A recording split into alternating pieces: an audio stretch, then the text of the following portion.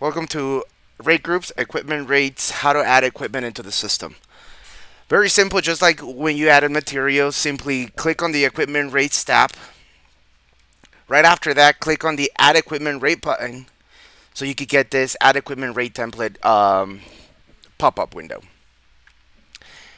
And next, all you have to do is simply enter the information for the equipment that you want to add into your global list. Again, I'll use the equipment name to enter the numeric name that is linked to my accounting system, and the description to actually enter the actual name of the equipment that I'll be adding this time. Now I'll select I'm going to select the unit of measure.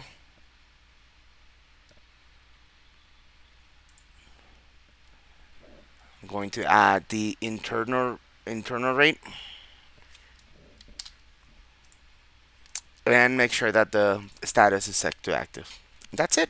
All you have to do now is simply click create, and the equipment will be saved into your global list so you can later use that to create rate groups or price books. Thank you for watching.